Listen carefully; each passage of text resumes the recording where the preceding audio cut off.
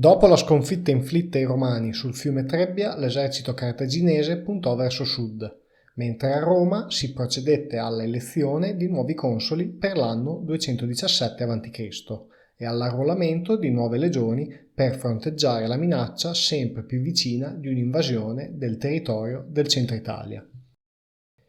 I nuovi consoli eletti furono Gneo Servilio Gemino e Gaio Flaminio, ciascuno dei quali prese il comando di una parte dell'esercito romano.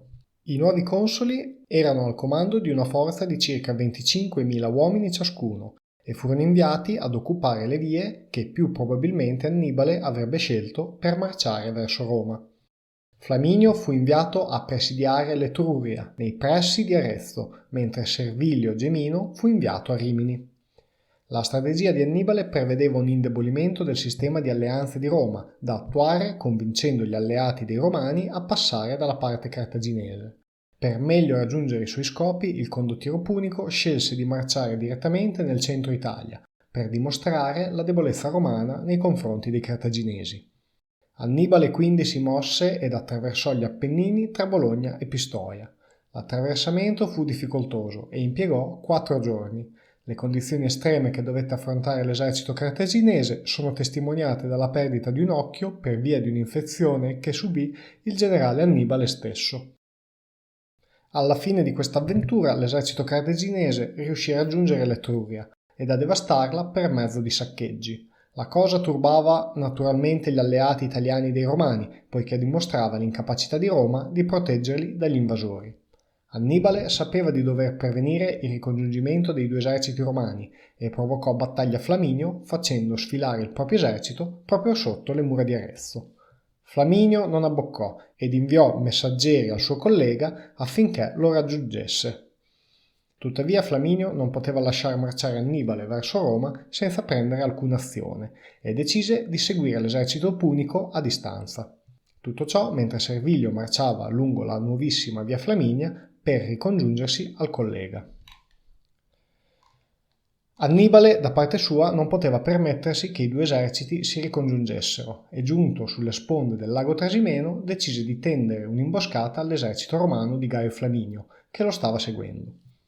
La sera prima dello scontro Annibale accampò le sue truppe pesanti, composte da circa 15.000 uomini, su di una collina lungo la strada che percorreva la stretta vallata lungo le sponde del lago Trasimeno, nei pressi di Cortona. Il resto dell'esercito, composto da circa 15.000 fanti celti e circa 8.000 cavalieri cartaginesi, venne disposto nascosto alla vista degli inseguitori lungo i crinali delle colline che scendevano sul lago.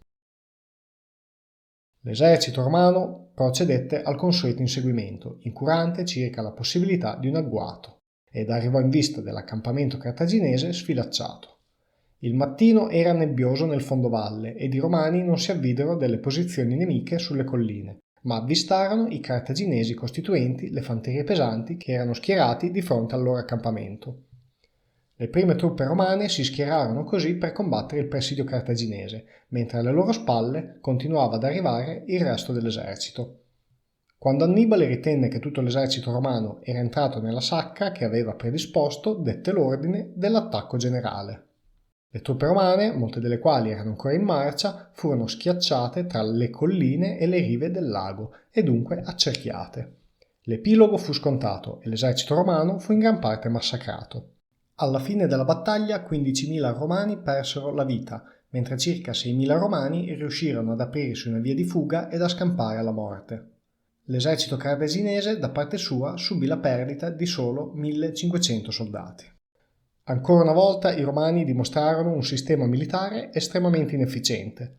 La divisione dei comandi e la scarsa duttilità tattica di molti dei suoi comandanti li esponevano al genio strategico e all'esperienza di eserciti di lungo corso come quello cartaginese.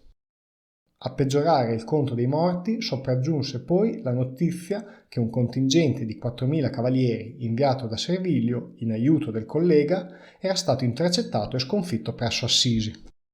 La situazione oramai era critica per Roma, che decise di nominare un dittatore, nella figura di Quinto Fabio Massimo. Questi si prodigò affinché i romani si impegnassero ad impedire il vettovagliamento dell'esercito cartaginese evitando gli scontri campali e attuando una politica di terra bruciata laddove i cartaginesi stessero avanzando. I Romani, proprio allora, per aumentare la base di arruolamento e rimpinguare i loro ranghi, allungarono la durata del servizio militare e ne diminuirono i requisiti di censo per poter accedere all'esercito.